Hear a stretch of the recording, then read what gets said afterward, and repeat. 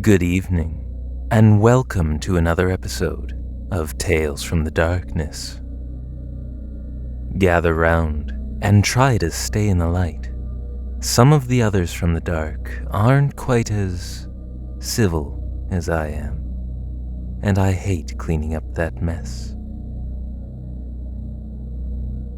The Fog That Fell Over Morehead, from Stygian Sagas.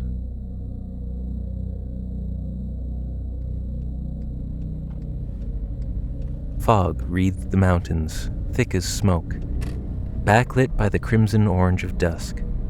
Odd as it was for mist to swallow the landscape this late in the day, it wasn't the lack of visibility that made me doubt myself as I drove the winding interstate. I swung my car onto the exit ramp with reluctance, hesitant to commit to the misty valley. Creeping up to a stoplight which blinked a meager yellow through the fog, I trundled onto the highway and traveled towards town. The hills were mere silhouettes through the haze, my vehicle tracing the familiar mile through the woods with practiced precision. In that moment, I was happy for the first time in a long while. I used to love the almost mystic eeriness the mountains took on when the fog rolled in. My years chasing work further west had stolen the grim beauty of the familiar sight from me. Countless teenage nights spent driving the winding roads resurfaced in my memory, bringing a slight grin to my face. Nervous as I had been to return to the home I had fled, I was now almost eager to see it. The road ran through a craggy pass, blasted into the mountainside, arching past steep wooded inclines and sheer barren rock, all obscured by the vapor which hung on the air. I thought of Joseph, waiting on me in town, recalling nights spent wandering the hills for a quiet place to drink or smoke in the trees. Tense as the drive had been, the familiarity of the terrain put me at ease, a navigator treading a path I'd trodden 1,000 times before. It was only as I crested the craggy, veiled hilltop and looked down on the town in the valley beyond that my anxiety sung once more. Morehead was large for a rural community, a brief blip of urbanity in the sea of dark woodland. The hospital, main street, and university campus sprawled down the incline of the valley, the single distant residential tower looming dark and menacing through the haze like a brutalist concrete watchman. The university made it a seasonal city, its population swelling by the thousands as students flooded overpriced apartments in the autumn, only to contract once more come summer. While I'd expected this muggy summer evening to be quiet, void of the wandering students that haunted the winter, the staid, quiet shadow of the valley gave me pause. There weren't, I fast realized, any other cars on the road. As I slowed, scanning my surroundings with a renewed apprehension, I noted an absence of lights from the windows and signs which should have winked back at me through the oncoming night. Even that ugly university dorm tower, which should have hosted a few lingering students even this deep into vacation season, was lifeless and cool against the embers of the day's end. Maybe there had been some sudden storm, I reasoned, a gust or lightning strike that knocked out the power. I hadn't experienced any weather driving east, but the weather in the valley had always proven strangely unpredictable. Why, though, were there no headlights cruising the silent streets? I told myself that I'd surely missed something, a holiday or major sporting event. It certainly wouldn't be the first time.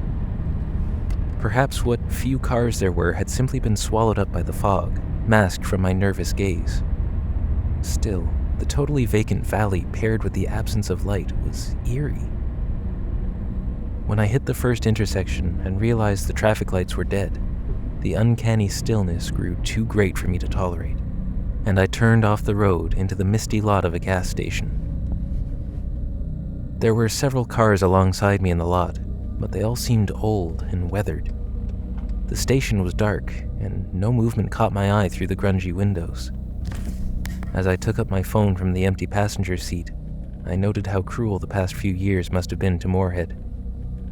The battered old husk of a station before me must have been derelict for a long time, and the few houses jutting out amidst the fog nearly looked much the same. Joseph would know what's going on, I thought. scanning the deepening darkness as if I had reason to fear it. The phone was useless, though, void of any signal. This was, I reflected, the only time I'd ever lacked a connection in Morehead, regardless of the weather. I'd try to call, as if my stubborn insistence would summon up cell service. It didn't.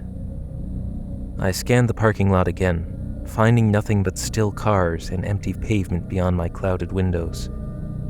Shaking my head and forcing myself to calm down, I swung the car into motion once more, rolled out onto the road, and pressed on. Passing under the shadows of the outermost university buildings, more silhouette than solid form through the mist, I dismissed my worry as irrational. I was likely reading more into the situation than was warranted. Was this not, after all, a town that weighed heavy on my mind? Especially here, in the midst of the university's obscured avenues, I was decidedly not at home. I had quit years ago and headed for trade school, sickened by the sneering elitism that infested even this modest outpost of coastal intellectualism. From my first days wandering the grounds, the school had seemed more devoted to spitting upon the community which rested in its shadow than provoking thought. The contempt the institution held for the rugged country which surrounded it was soured all the more by the amount of loaned money I'd handed the pillagers before fleeing for saner pastures. The droning condemnations of transplanted professors from Portland or Baltimore shambled after me in memory as I turned onto a battered old avenue lined with equally battered university apartments. As they rolled past in the gloomy haze, I couldn't help but feel as if these too seemed prematurely rotten.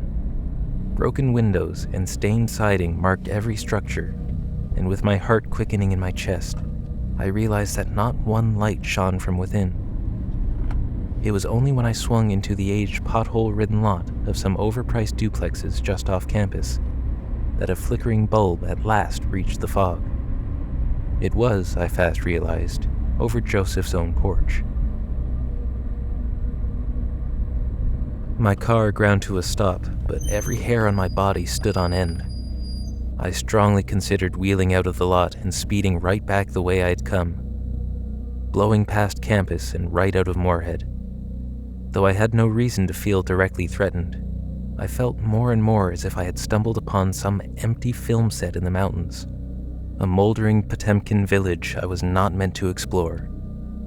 The whole atmosphere of the valley was off, and I could no longer convince myself that it was my own hang-ups keeping me flustered. That lone porch light was the worst of it, a glinting bauble upon an empty sea of drifting vapor. Even as I scanned my surroundings and found them once more void of life, a single word came to the fore of my mind: trap. I lunged for my phone again, reasoning just enough to attempt to call one final time. Again, void of signal. Thwarted. Everything had been just placid and normal enough to make me second-guess myself, staying just shy of uncanny. Now, there I sat in surroundings that were simultaneously familiar and unfamiliar, feeling stranded. As my eyes rose, I lurched, startled at the presence of a figure on the porch. When I saw the face, wide-eyed and pale in the cruel gleam of the headlights, my fears were momentarily overcome by empathy. It was Joseph, stunned, as if I were an apparition from a bad dream. I slid from the car, raising a hand in greeting, unsure what to say. His eyes narrowed, more confused than angry. "Why are you here?" My own eyes narrowed in turn. "I drove out here to help you move tomorrow, asshole," I retorted, trying to keep the jibe good-natured. Joseph looked almost confused, disarmed by the simple words. He nodded, but it was an absent gesture, uncertain and strained. I motioned to the fog-eaten town around us, about to ask what was going on. The words had yet to leave my mouth when a distant bellow echoed down from the barely visible ridge of low, wooded mountains to the east. If I say it was like a wheezing deer vocalization, that wouldn't be far off the mark, but it was far deeper, shattering the silence of the valley. It sounded as if lungs the size of a truck had made the noise, and a gravelly undercurrent ran beneath it, like concrete being scraped against stone. "We've got to go," Joseph told me, motioning towards the car. "You have enough gas to get out of here?" "What's going on?" I asked the question as I ducked back into the car, Joseph quick to slide into his familiar spot in the passenger seat. It had been many years since I'd seen him in person, but he was a pallor-stricken shadow now, much like the rotten town all around me. He was hardly recognizable as the friend I'd survived high school with. "Just drive," Joseph said, his eyes scanning the pale vapor shrouding the southern hills. I did as he said, more uncomfortable than I'd been before my friend stumbled into the picture. I waited, seeing if he'd begin an explanation in his own time. Fortunately for me, the icy silence was broken not long after I turned back into the shadows of the university campus. "How'd you make it in?" "I drove," I told him. "Came in from I-64, as always." Joseph seemed to mull that over, his eyes never leaving the distant hills through the windows. "We need to take another way out," Joseph told me, nodding to himself. "Nothing gets out through the pass." I was taken aback by the odd, ominous statement, but let it hang in the air.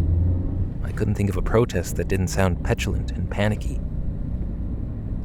"There's something on the hills," Joseph explained, finally looking at me from across the way. "Came in with the fog.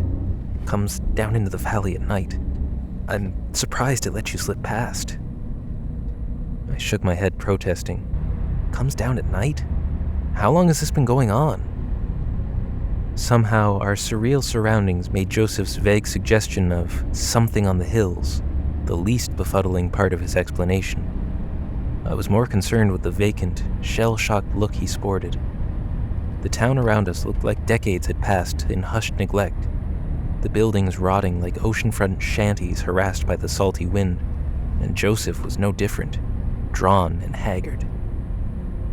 "I don't know," Joseph said after a long, vacant pause. A long time. The days are short and the nights are long. And the fog makes it hard to tell which is which."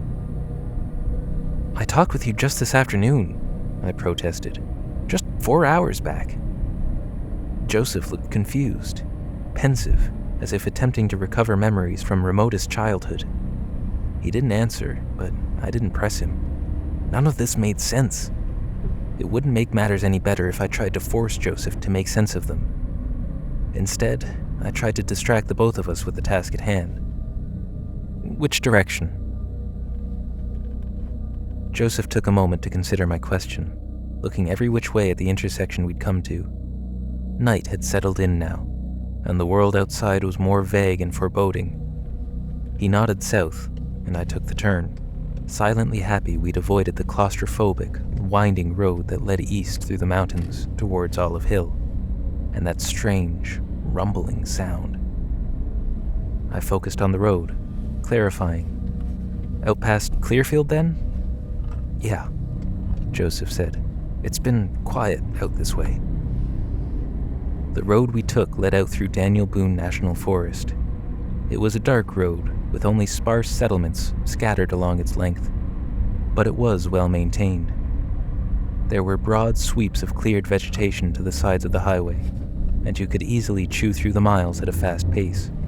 This should have comforted me, but the silence in the car was deafening, and I found myself more and more certain I was making a mistake as I moved along the road. Desperate to alleviate the still hush, I waved vaguely to the mist closing in around the car, asking, "How big an area is infected, do you think?" I don't know," Joseph said. I think I know a way out, though." He let the words fall off at that. I was on the verge of pressing him for more information when he leaned over me and jammed a finger at the driver's side window. An old, winding logging road, half-eaten by the wandering weeds, crept up the mountainside here. It was more by memory that I knew this, for its muddy, tree-lined mouth was all that could be seen in the softly drifting haze. There, Joseph said. We cross there. I looked from Joseph to the gravel trail's shadowy entrance. I shook my head, protesting. We have no idea how bad that road is. The car will get stuck halfway up, then we'll be walking out. Joseph leaned back, insisting. That's the only way out. How would you know that? There was another wheezing bellow from the other side of the road, opposite the logging path. It was distant, but far closer than before. Move, Joseph ordered. My eyes met Joseph's then, wide in the gloom of the car. For the first time, I was taking a good look at him, up close in the shade. I could have sworn that, in the ambient glow of the headlights, there was something off about them, something misshapen. Even now, removed from the frenzied rush of that nervous night, I can't shake the feeling that the pupils were elongated. For one tense span of seconds, scored by another wheezing snort from the unseen caller in the trees, I saw goatish, oblong pupils glaring back. Time seemed to freeze. I had the clarity to retrace my steps, to picture that lone porch light in a sea of dark decay. I'd been so desperate for company in that foreboding town, so relieved to see a familiar face. Too relieved. I made to swing the car around, to turn back the way I'd come, and hoped I wasn't too late. I expected a fight, some sort of grapple over the gear shift, but it never came. I looked up to find Joseph, gone. The other seat was empty, the car soundless and still once more. The road beyond the window was not empty, however. As I righted the car and prepared to step on the gas, something pushed through the trees beside the logging road, gnarled and looming, shambling on stick-thin limbs. A giant caricature of a human being stumbled through the fog. From its vague outline, antler-like growths sprouted in haphazard clusters from glistening flesh. Its obscured hands were outstretched, reaching for the car, the jagged claws branch-like and stiff. The old car's whining engine protested as I forced it into motion, but it moved all the same. As I turned back to the road, I saw more of the shambling forms, both large and small, stumble from the opposite hill.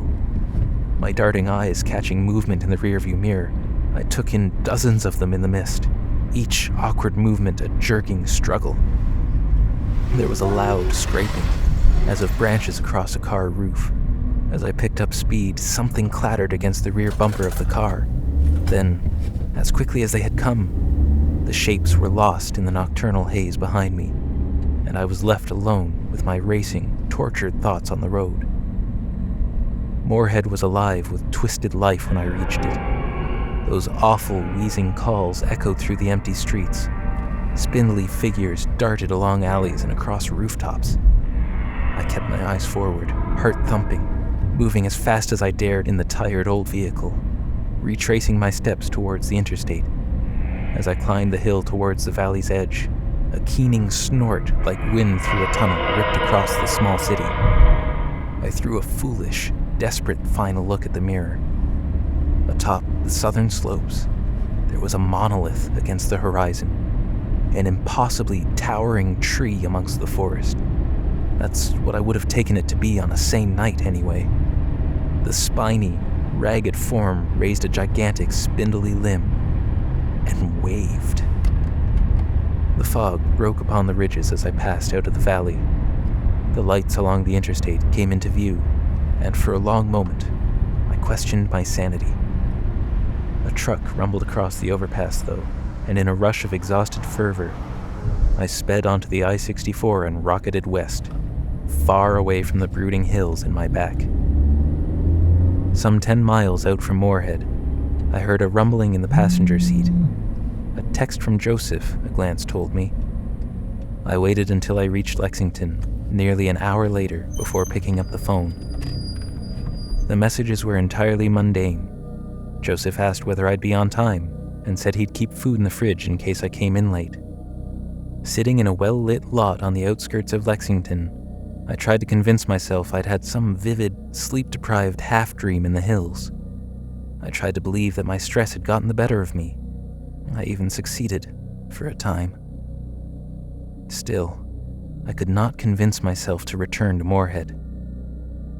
I came up with a meager excuse, left the probably sleeping Joseph a message explaining myself, and drove for home. I was in no condition to be with company, I thought. Better to rest in familiar surroundings and try to get a grip on whatever hallucinatory episode I'd had in the mountains. I was able to keep a grip on this comforting fiction until I stopped for gas another hour into the drive. I've never returned to Morehead. Joseph talks sporadically with me, as do my other friends in town, and none of them have ever mentioned anything odd. I've never worked up the nerve to ask either, still mortified at the thought of broaching that mist-weathered nightmare with anyone familiar. Despite things seeming to have continued as normal for friends and family in the region, I've never been able to escape the icy grip that fell upon me when I saw the roof of my car in the wake of that harrowing night's drive. In the sickly glow of the gas station's overheads, the dull gleam of metal caught my eye. Across the top of my car, in twisted parody of gigantic fingernails, 4 deep gouges had carved their ragged way through the paint. Thank you for watching. I hope you enjoyed this episode. If you did, don't forget to hit the like button and subscribe if you want to hear more. If you would like to have your story narrated, you can send it to storiesofdarkness55@gmail.com. Enjoy your nightmares tonight, and have a happy Halloween.